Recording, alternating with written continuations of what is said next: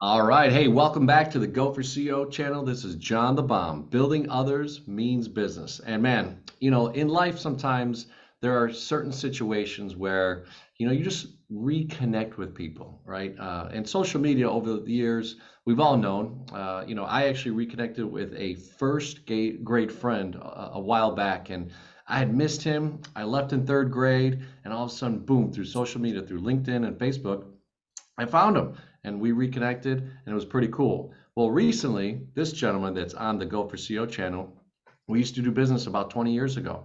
And he sent me a message. I sent him a message. We started to connect and then we had breakfast. We broke bread together.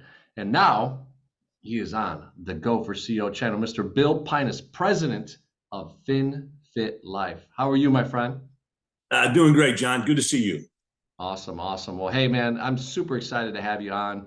The reality is that you've done some really cool things in your life.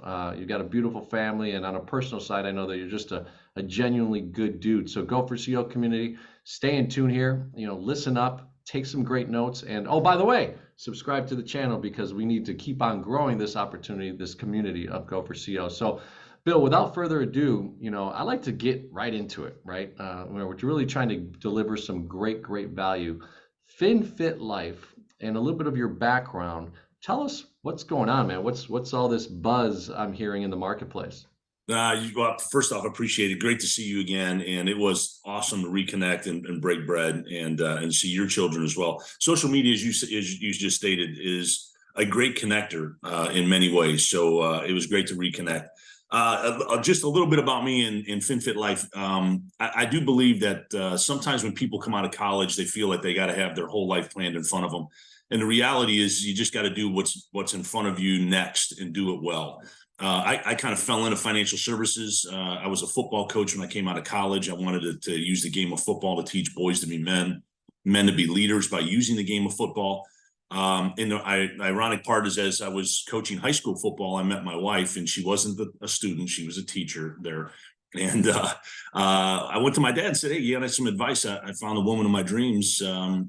What would you tell a guy who's getting married?" And he said, "One thing: you better get serious about saving money, because if you don't, you're gonna be broke just like me." Then he said, "Good luck." And I remember saying, "What do you mean by good luck?" And he says, "You're smart. Go figure it out. Because if you don't, you're gonna be broke just like me. Everybody we know is broke. Everybody in our neighborhood's broke. Everyone in our family's broke. But you could break that chain."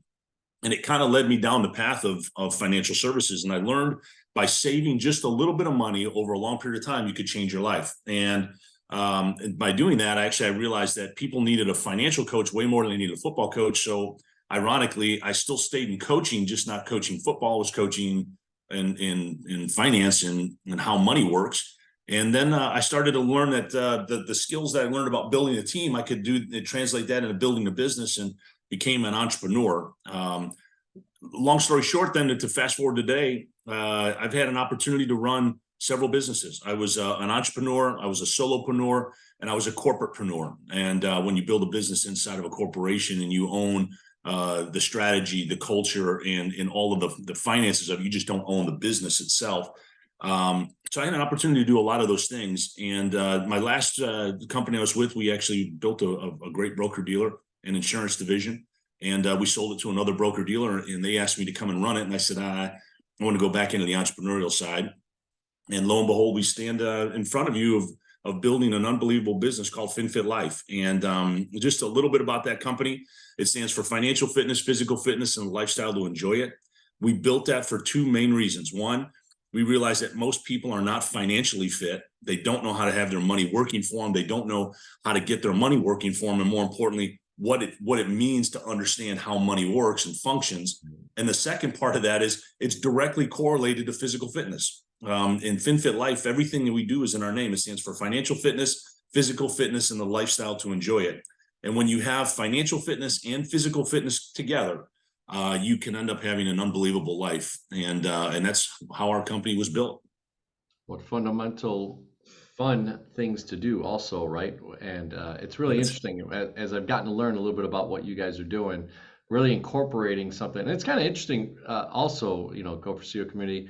Here's a company that's actually encouraging you to get better in your own life, encouraging you to have better fitness and better health. And Bill, tell them you actually get discounts, right?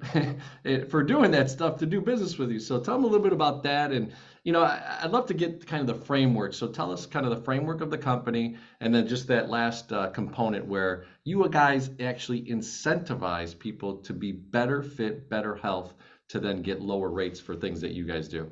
Yeah, that's right. Thanks for that question. The financial fitness is that we have financial products that help people save money, accumulate wealth. And what we've learned about financial people that are very financially successful, they know how to gather capital and deploy capital, which means you gather assets and then you can invest those assets wisely. And we have products, investment products and insurance products to do that. But the big part and difference of our organization is we partner with a company called Vitality and John Hancock.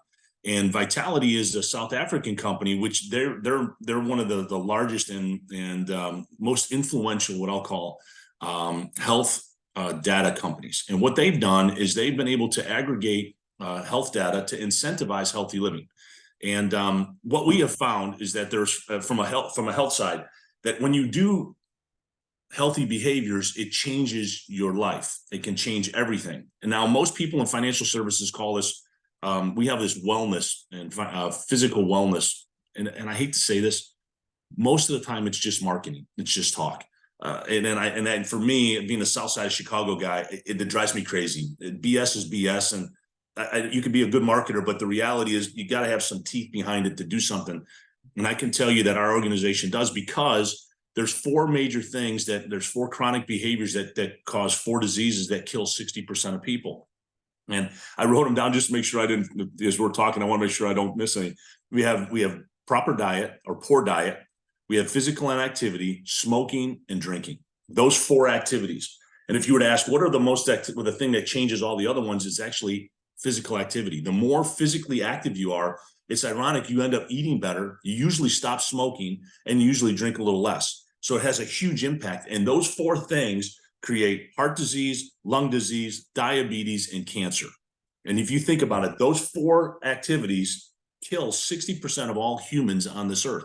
So if we can make a difference, it makes a huge difference to everybody. They live longer, they have more health, they can do those things. And what does that mean is it gets connected. We connected it, Vitality connected it with insurance products and investment products that enables you that if you actually do these physical activities and get more physically active, you go to the doctors, you eat better foods, and it's all done through wearables and through an app, it directly connects to your financial products, lowers your insurance costs, and put more money into your cash values in accumulation products. So the great part about it is as I become more healthy, I get more money. And as I get more money, I have more freedom. And as I have more freedom, I can have a better lifestyle. And that's exactly how our company operates. Woo, that's pretty powerful. In the ideation stage of it, sounds like this is a pretty unique kind of combination of three or four different levels of business and life that you guys have put together. What was the way? Because a lot of people on the Go for CEO community really want to know, like, all right, Bill, well, that's a cool business. That sounds awesome. Heck, I may even become a client. But what did you do? Who did you talk to? Who are your partners that you started to put this ideation together? Give us a little bit of the insight of formulating this business. Yeah, great. So first, let me just say that everybody who out there who wants to own their own business, you never start off with a perfect idea. You have an idea and you get excited about it, but normally you're going to find that you need to, zig and zag to make sure that you meet the marketplaces, the demands, the skill sets that you have in your organization, et cetera. And our company was no different. It started with a phone call that I got from a fellow named Howard Scharfman. Howard Scharfman, if you do your due diligence, is just one of the who's who in the ultra wealthy people in the ultra wealthy marketplace. And it started with an idea and a concept of a product through John Hancock Vitality product. He was an early adapter. It was a life insurance contract that had a connection to Vitality.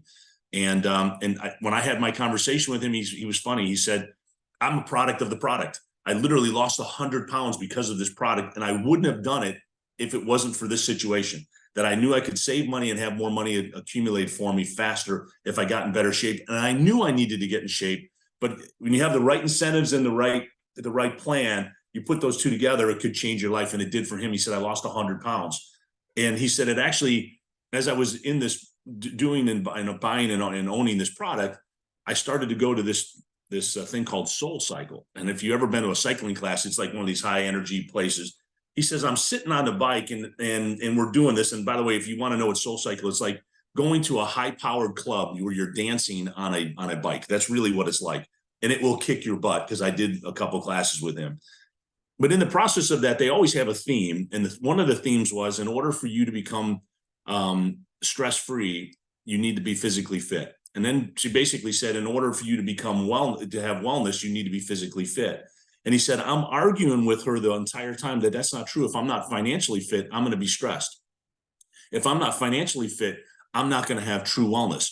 He said, so I get off the bike and I started to talk to her about the reason why I was there was because of this physical fitness incentive. And she immediately responded, said she wanted to be a client. She started to tell her friends. And then she started thinking, man, I have an opportunity. He started thinking, I have an opportunity that I might be able to have a great business idea. And he started writing the business plan. But what he realized was two things, and this is where Bill Pinus and him got connected. He works in the uber wealthy. And as he started looking in the marketplace, there was not very many people that were coming into the insurance business. And he wasn't attached to the middle market. And he knew that middle market was really critical, because everyday people needed this too. So we have a philosophy is, you might not be rich, but you sure as hell don't deserve to be poor. And we want to teach people how not to be poor, because ironically, when you just work for $1 and you exchange time for $1, and then you don't ever put that money to work for you, you end up having a likelihood of being poor. And the one thing that I love about money, the money business, is that money never gets sick. It doesn't talk back. It always works, and it never sleeps. So if you put it to work, it can work for you. But that just comes with a little bit of knowledge and opportunity to be able to do that. And that's what FinFit Life is all about. And I will say, the last part about our entrepreneurial system is that sometimes people don't have enough money. And I'll just give you this quick. We have the physical fitness, there's 4 issues. In physical and financial fitness, there's 4. There's debt, lack of cash flow, lack of savings, and lack of investments in having your money work for you. And we do both of them. So we incentivize the healthy living with those 4 chronic behaviors. And we also do it for the 4 chronic behaviors in physical and financial fitness. And as you could tell with the cadence of my voice and my excitement, is that, boy, I know that this makes a difference for people, because it's changed my life and it's changed thousands of our clients' lives. No, it's pretty amazing, and being part of something where you're just enjoying, you're making a difference in your life like Howard was doing, and then finding out that there's someone that is excited about what you are doing, then translate into a business. He gets connected to you, and maybe we don't have time right now to kind of hear the whole story of how he found you, but it was pretty cool to hear at breakfast with you and breaking bread. So, you guys get together. There's this business idea. He's kind of ultra wealthy. You're in that middle kind of, mass affluent space, to also helping, lower income. So where is this business plan in your day to day, right? Like, how did you start to structure what you were going to do, what Howard's doing? I believe there's another partner as well. So what were some of the ways that you guys initially said to yourselves, okay, hey, here's the divisions that we could lead and what we want to do moving forward? Yeah, great question. And I'm gonna pivot for a second to talk about how we started and then where we go. We started as we were going to be more boots on the ground, individual, start talking to people individually, and using other what we call getting into new marketplaces. Because as you meet people that are in accounting and mortgage business and real estate, et cetera, they have large client bases where you can have easy access to network, and then to tell your story, and then be able to drive what I call entrepreneurial businesses from your business.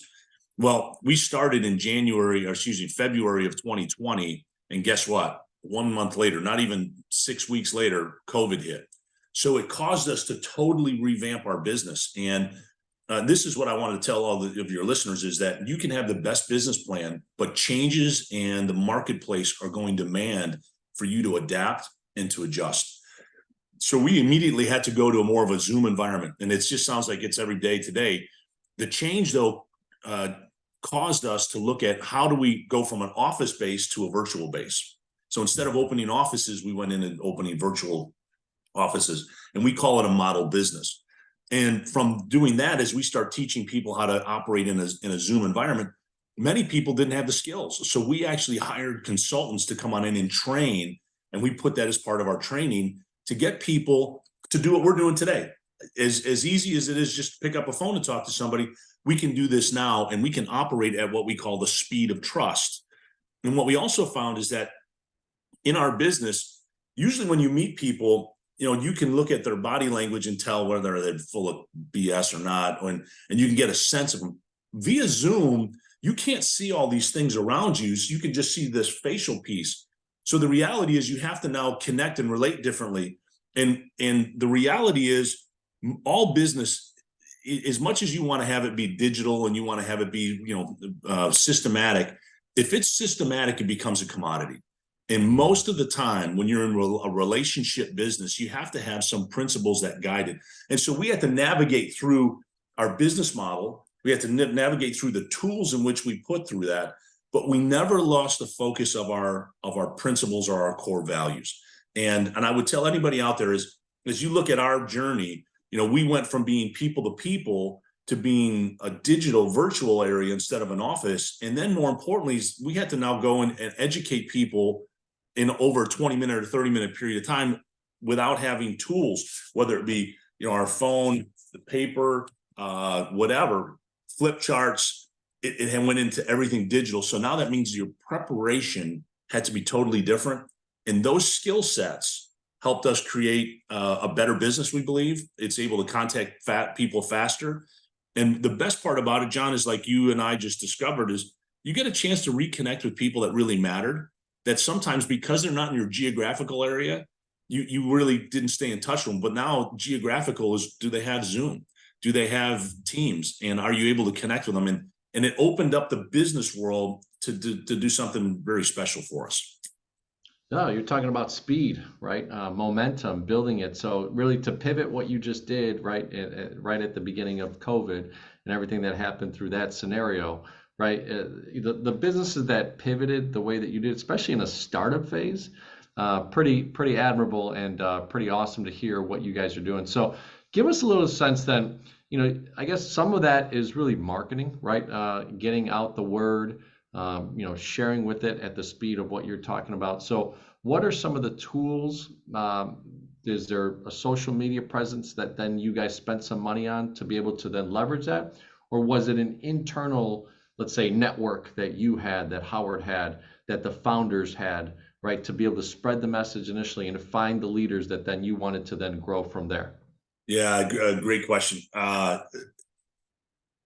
There's a couple ways I can go at it. So I'm just going to go at it from a standpoint of how we went and zig and zagged. I did not want to be a social media influencer.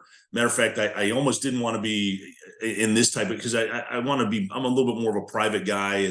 I don't want the ego to be out there and those types of things. Because as you know, as you become more famous, it's almost like the ego follows it. And the reality was we had to look at it totally different. It was from an educational standpoint. So just like what you're doing here, it's about exposing people to new experiences that might be able to help change their life. Just like it did for me, that strike of lightning about learning the difference between being a football coach and a financial coach. So the first thing we had to do is we had to put out enough content that actually mattered to people. It wasn't about marketing, it was about education. And the one thing that I've noticed about the world today is they value relationships over speed, but people don't have time to build relationships. So you have to be authentic. So everything that we do is grassroots. It's videos off the phone. We have an idea and we want to put it out there, and it's within 90 seconds or less snippets. And then we had to add content that was a little bit deeper, like what we're doing here, where there's a 30-minute, 40-minute conversation, so that you can dive deeper into subjects that matter to people. And what we found is that it not only gave credibility, but then people realize that there's a culture here that we want to be part of. And we realize that culture beats strategy all the time. So if we could create a culture, which we call a FinFit Life movement for us, was how do we get people together so that they could go on this healthy journey, as well as be encouraged to be more healthy and to be more financially fit? Because as you know, many times you end up becoming isolated in today's world, even more so, where it just puts a ton of stress on people individually because they don't feel connected. Even though we can be connected like this today, they almost feel like they're totally isolated. So we wanted to have a mechanism that we could connect people through education, through information, and then bring people together in groups and bring people together in events. And that's exactly what we did. I will bring you one other thing that I think is important for everybody that's your listeners. There was a person, his name was Pat Baird, and another fellow named Tim Stonehocker, that totally changed my life based on preparing to go to the next level. And so, I know we had talked a little bit about the people that are go for CEO, and I think that's where you and I have some great simulations that it's becoming the CEO of your own life. It's not just becoming the CEO of a business. Believe it or not, if you don't manage your family well, it's really hard to manage a business well. And then if you don't manage your business well, it's really hard to have the life that you want to have with your family. So the thing that I learned from those two gentlemen was to learn the language of business. And you had just mentioned about marketing, and I'd like to bring it up that there's basically 7 areas of languages that people need to know in business. There is marketing. You have to understand what marketing is, but you also have to understand the language of sales, and you have to learn the economics of sales. You also have to learn the business and language of finance. Money matters, and you got to have the right financing and right accounting together. There's also administration. How do you administer a business? And then how do you operate a business, which is operations, totally different language. And then the 2 big ones, legal. You have to be able to speak the legal language. You have to understand what contracts are and things of that sort. And then you also have to know technology, because right now technology wasn't a separate deal. It was like, one of those things that you have an IT guy that you call up and say, hey, my computer's not working. Technology now is, how do I communicate? How do I actually connect? How do I put those other 6 areas together so that it's a seamless experience, which you talk about in your CEO, that experience and engagement? I will tell you that those things changed my life. And the last thing I'll mention is, many times people, they leave gaps because they want to jump. They want to go from being a great idea to being a multi-billion-dollar company. And that can happen pretty quickly. But if you have gaps in your language, it's really hard to understand these areas. So then you better partner with people that know these areas really well. And I will tell you that once you get to the next level, you never go back to learn the areas that you just missed. You never do. You know why? It's too slow. Life has changed. And the reality now, it's created a gap. And in that gap, and I'm not saying everybody has to be perfect, but what it does do is those gaps then force you to form partnerships. And with that, if you're not very good in partnerships and take some skill, you better make sure that those gaps are filled by your knowledge. I love it. Yeah, there's so much information there in those 7 steps and the 7 areas of really focusing in on business. I hope, Go for CEO community, you really took some notes right there.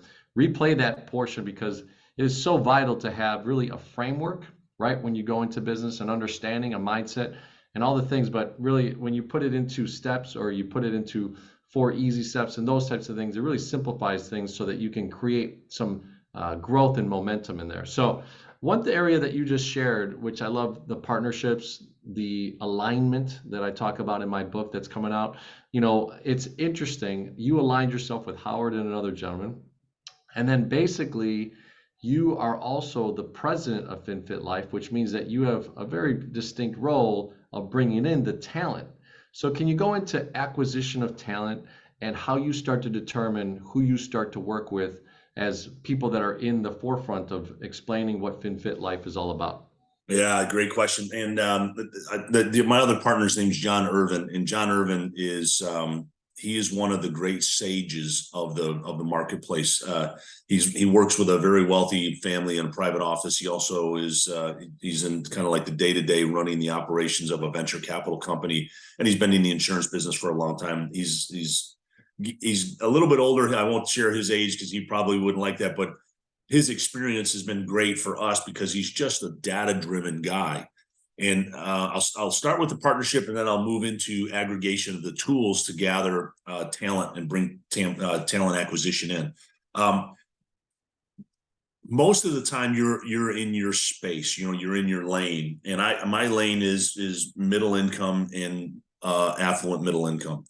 and I know that space really well. And I'm also a business person, so I know how to help small businesses become larger businesses. I built businesses, etc. Howard Sharfman works in the ultra wealthy place, and he's in kind of the big business area. And then John Irvin has been in the finance. He's been able to take companies public, been taking companies private, and he's worked with the very wealthy families that are in family offices. Now, I just mentioned three things. Those are three distinct marketplaces. You can't master it all, but what you can do then is have the ability to have access to them. And so many people, as you just were talking about talent acquisition, and help people, please write this down. Most of the time when we start building a business, if we go 3 years in, we started building a business which was easiest for us, and we end up building a business we don't like. Instead of driving a business to what we really want, the goals and vision, we follow the easy path versus the path of what kind of business do we want to really build and stay on that path. And ironically, in these three areas of marketplaces, we knew we wanted to be firmly footed in these three markets. So what I had to do is I had to learn how each of these markets operate and not change our business system of how do we build relationships, how do we acquire talent, and then how do we deploy assets to those. And so what does that mean? All does that crap mean? It means this, that when you are in a marketplace, we know that we have products and services that meet those needs, but you also need to have experience and expertise. And that's where partnerships come on in. So we knew in order to get into uber wealthy, we were going to have people that knew uber wealthy people, but they didn't have the experience or expertise to do that. So we needed to find a mechanism, a way to connect those two people together so that we could get the right person with the experience and expertise in front of those people and still have economics matter and work for both people. Same thing when we went into the corporation world, when we were starting to talk to people that were in family offices and things of that sort. We needed to make sure we had the right people with the expertise and experience, because it's a different marketplace, it's a different need, it's a different requirement to operate. So how do we do that? And the one thing that's interesting is when you are building a business, do not think that you should get everything, because that's not the case. I would rather have a nice piece of the pie on a bigger pie than rather have all of the pie and not have one bite of it. It's ridiculous. And I would tell you that, think about this from a mentality standpoint. You either are a pie maker or a pie eater. A pie eater only thinks about themselves. How can I get more and more and more and more? Versus a pie maker. How do I make a bigger pie? How can I get into new marketplaces? How can I create new partnerships to help grow my business? Because the reality is, every 3 to 5 years, every business has to make a major change because technology and marketplaces are demanding it. So if you, as an entrepreneur, I'm a president, I run this organization day to day, I have to constantly be thinking about, how do I upgrade my technology? How do I upgrade the skills? How do I upgrade the training? And then how do I upgrade the products and services to make sure that we're meeting the demands of the marketplace? And we're now 3.5 years into our business, and we've already made a couple changes that we've had to do to drastically change our business. Well, we're about to make another major change with technology and some of our new partnerships so that we can meet the demands of not only the people that are inside of our organization, but the clients that we serve. So you actually are leading me to a subject that I love, which I'm in day to day, which is finance, right? You kind of hinted at it right now, and I'd love to go deeper. You know, these investments, as you've built a 3-year-old business at the moment, you know, in the first 90 days, I'm assuming there was some bootstrapping, but you can clarify this if there was initial funding from other sources to be able to start the business and get you guys going. But into the 18th month, into the 24th month, into the 36th month, now you're starting to observe from the back end, right, as a president, that you need to make some critical investments. So finance-wise, what are some of the things that you critically did in that first 90 days to 18 months to 24 months now to today to be able to either save the money to then deploy, as you talked about, or are you looking for financing that really makes sense to be able to be in a marketplace? And a lot of people right now with interest rates, they're thinking, oh, I missed my time.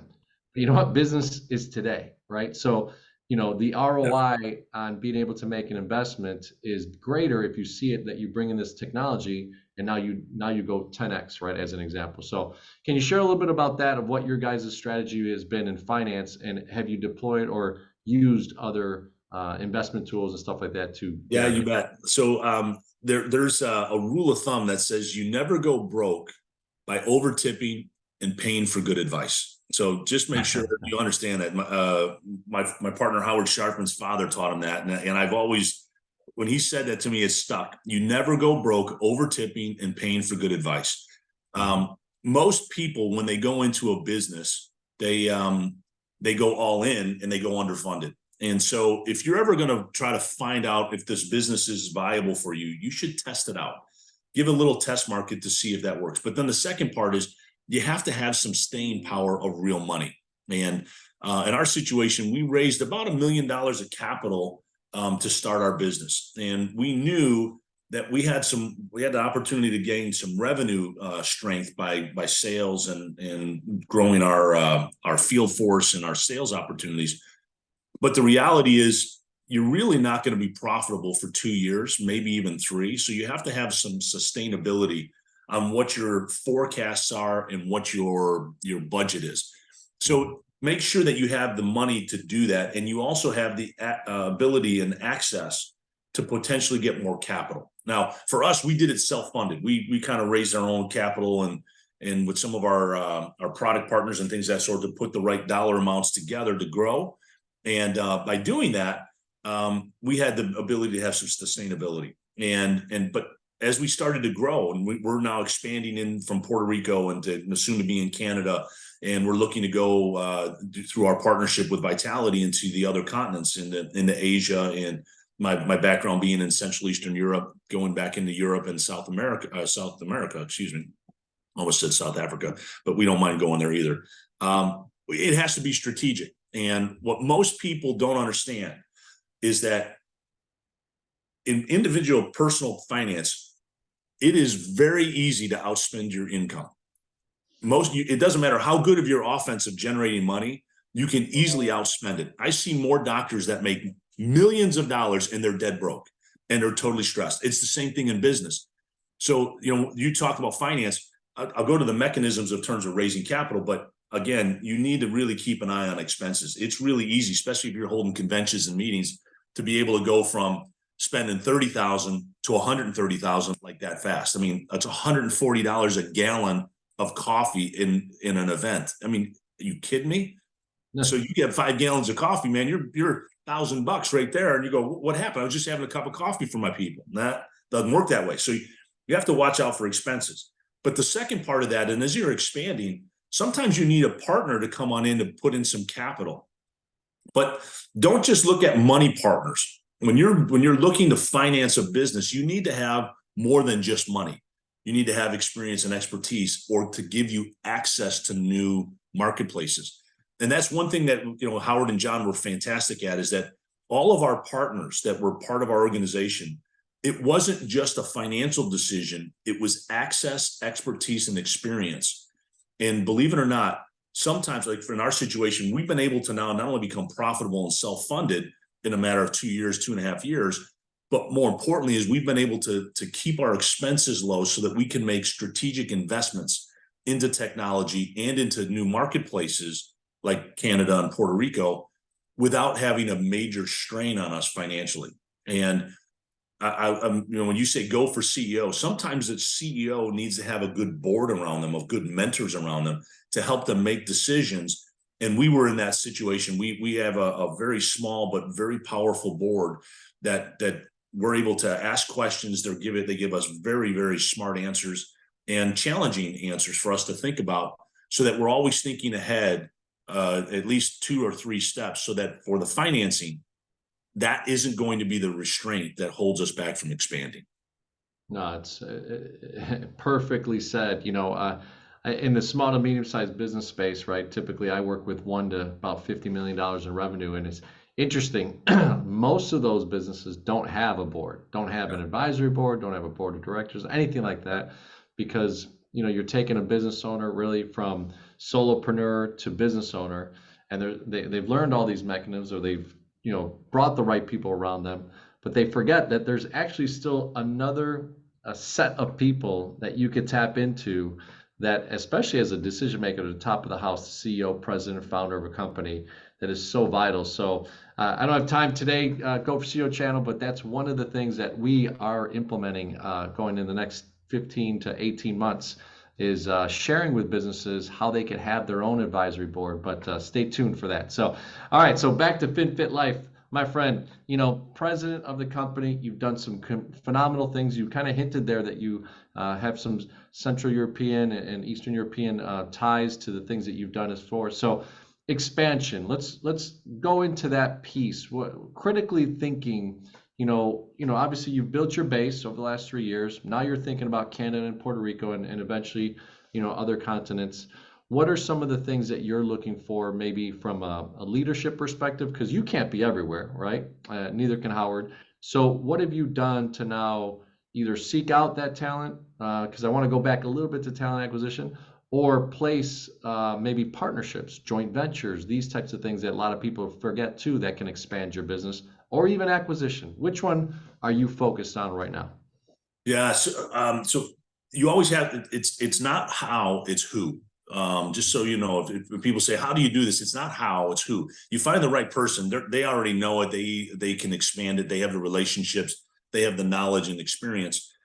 So we are always looking for who. We have a bunch of people that are in Canada that we've had some engagement with that would be the who to help us grow Canada. We already had the who in Puerto Rico, and we have the who in Central Eastern Europe. For my relationships, etc. But when you're expanding, it's not just a who. You have to look at the business environment. And most of the time when people expand, especially when they're let's say they're buying technology or going into technology, there's a thing called technology creep or scope creep, where it started at this budget and then it turns into this budget and you go, what the hell just happened? It's the same thing when you go into a foreign country. You have to make sure that the political environment is correct. You need to make sure that the economic environment is correct. You have to make sure that the marketplace has a need, and you have to make sure that there's a coordination of products and services that are in your core competencies that you can manage. Because if you have the who, those other four things could work against you, and it doesn't matter how great that person is. Those things, especially when you're expanding into foreign countries, that actually eats up a lot of capital, and it doesn't raise a lot of money. It doesn't initiate enough revenue for it to be sustainable. So when we looked at those things strategically, client acquisition is the front part. You need to find who, not how. But then the second part is that, and you make sure you do due diligence, is that's the right environment to go into.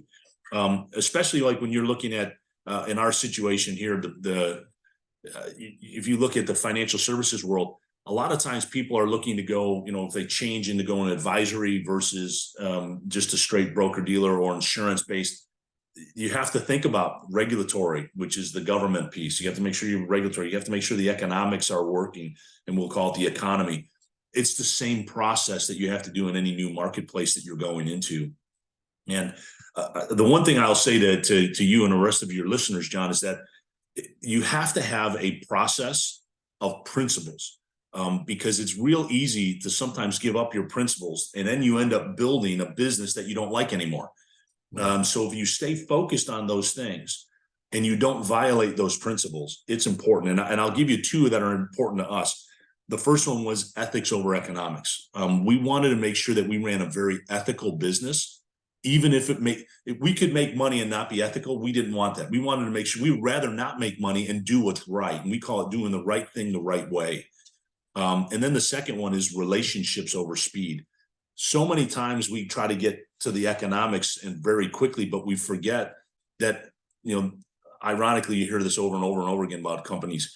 Hey, our greatest asset is our employees. Well, if that was the case, then you would treat your employees and your teams, we call them teams, not as employees, but as members, as teams. Mm-hmm. And you treat them differently. So it's relationships over speed.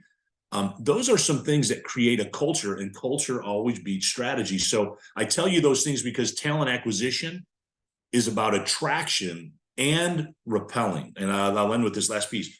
I call it the power of the magnet. It's magnetize your life. And the power of the magnet, everybody says magnet's always about attracting. It's not just attracting, it also has that expelling. You want to expel certain things. So when you have your principles set, I call it magnetizing your business, you're able to attract client acquisition, the right things, but you're also able to say, nope, sorry guys, that's not the right thing. We're not going to do this. We're not going down this path. We're not going to be in this environment, and we're not going to have these type of people. And I think that is the biggest part of client acquisition and looking at new opportunities. Compromise came to mind right now, and if you start compromising, you can be lost very quickly, right? So, right. And also too, the visual cue that you gave there, right, is when magnets attract. But I remember being a kid and turning them around, and all of a sudden they started bouncing off. They wouldn't even like I'd be like, oh, I can't, and it was just repelling. So it was really That's cool right. visual cue there. So. Look, Bill, I've been so appreciative, obviously reconnecting over the last few months and getting to see kind of what you're doing and chatting every so often and, keeping each other accountable, right? To see like, hey, we said this, is there any connection there? And that I think that's part of networking too. A lot of people don't even know how to network at times, especially in this digital world, because there's not that touch. But you came into town, we broke bread, and we've stayed in contact. So, as we end the interview here, CEO is the three levels of, areas that we try to teach, especially at the end here of an interview. So C is client experience. E is engagement. I used to call it employee engagement, but really engagement with your vendors, in your case, your insurance providers, your partnerships, your family office, all that type of stuff. So how they engage. And then the last one is O for operational excellence, and you mentioned that as well. So very high level, maybe 30 seconds to a minute in each category. Client experience. What makes FinFit Life, just that high level client experience? Yeah, the client, we actually call it a client experience. So when somebody comes on in, it has to do with education and execution of that. So, there's a lot of people what I call educated idiots. They know a lot of things, but they don't do a lot of things. And the idiot part of it is that just because you have knowledge doesn't mean you have wisdom to put it in place. So our client experience is the way to help people walk through the education and the activity to put those two together. And the reality is that the biggest part of our client engagement is in a client experience is that they actually see the real results of the physical activity connected to their financial products immediately. So you have to give a person an experience like that quickly so that they don't lose faith. And then more importantly is what I call a FinFit Life movement, is to bring them together. We do that very quickly with our organization. I love it. I love it. So then engagement, right? I mean, obviously, Bill, you're a very engaging guy. You've had incredible insight today and sharing and obviously your experiences. But, tell us a little bit about why people engage with you, number one, as the president, right? From vendors to other sources to also FinFit Life, why people are engaging. Yeah. So engagement comes in two things. One is we value relationships, which means people matter. But the second part is that we give incentives for people to engage through that physical activity. So we have an app that every time that you work out 10 times, you get a spin to get a gift card. As you start getting higher statuses, so like, for example, every time that you work out, you get points. Every time that you go, we have a healthy savings. So you go to the grocery store and you buy healthy foods, which is vegetables and clean vegetables and fruits. You actually get points for that. And when you go to the doctor to get your physical fitness reviewed, guess what? You get points for that. So as you get higher status, it goes from bronze, silver, gold, platinum. You get more points for that. And as you get these points, you get bigger discounts to travel, to get cash back, to get discounts on your insurance savings, to have more money in cash values and investments. And the best part is then when you work out, you get Amazon gift cards, Starbucks gift cards. So you get real benefits from it. It causes more engagement. And then the last piece of it is we do a follow-up to congratulate people as they continue to get their more money working for them and getting more of these benefits and getting higher statuses. Because what we found, Vitality has found, when somebody is a gold or platinum in their status, they live 9 years long, or they live 10 years longer, and they have 9 years more of health span, which means they're able to do more things that they want to do for longer. And then with physical or financial fitness, they're going to have the money to do it. Talk about engagement. So awesome stuff. Yeah. So last one's operational excellence, right? And a lot of people, miss this, right? You can have all the sales in the world. You can have a lot of money coming in. but operations could crumble you from internally. So what are 2 or 3 different things that you guys do as far as operational excellence? So the first one is we have a process that's written out so that it's a guide for people to know what to do as you get the right people, and it's easier to train and transfer knowledge when it's written down. We have a saying that says, "If it's not written, it's not said." So you have to make sure that it's written down so that it's easy for people to read it on their own terms and process it. But the second is constantly having a review of the process. We actually have. And I'll share with you, we actually adopted this thing called the EOS system. It's called the Entrepreneurial Operations System. And what it has done for us is that make decisions faster and get us the information faster for us to make decisions. And that's a process that's done by weekly, quarterly, and annual goals that we set. Very clear objectives so that we're driving the business, not letting the business just drive us. That we're focused on building a business that we want to have, not, unfortunately, letting the business just happen. And then pretty soon, again, you end up building a business that you don't like. And the last piece I'll say about operation excellence is constantly training skill set, because what we found is when your skills change and when you change, everything around you changes. And when you get better, everything around you gets better. Operational excellence will say that you, by doing things over and over and over again, you get better at it. But when you drive the operations to become better, it ends up being more efficient and build more confidence to deliver what you need to deliver. It's amazing stuff, right? When you really start to integrate the right principles and the right actions behind it. So, I have a acronym that comes to mind. It's assess, organize, attack, right? Because if you don't know where you're at, right, it's hard to kind of go any direction. Then you organize yourself, then you attack. So really cool stuff, my friend.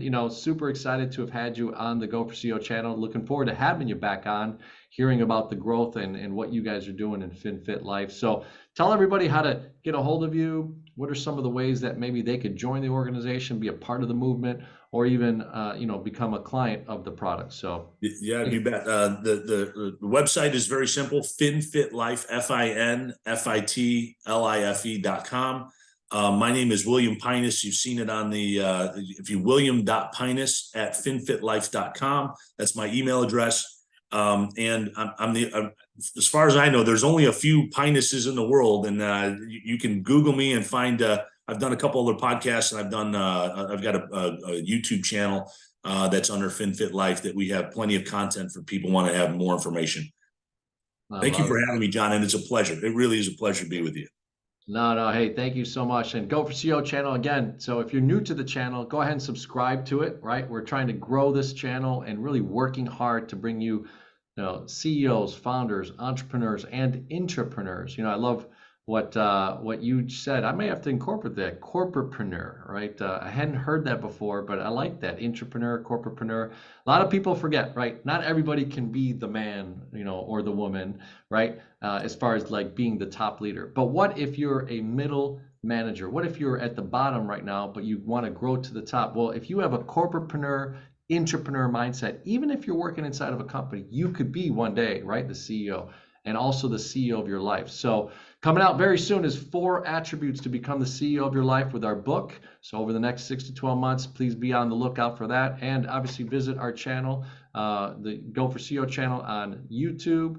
We're on Twitter, we're on Instagram, all that type of stuff. We have a Facebook group, and lastly, goforceo.com. So Bill, thanks so much for being a part of this program. And in the next 6 to 12 months, we'll have you back. And maybe we'll have all 3 of you, John, you, and Howard. So We'd love it. We'd love it. John, appreciate you, partner. Have a great one. Thanks, everybody. All right, my man.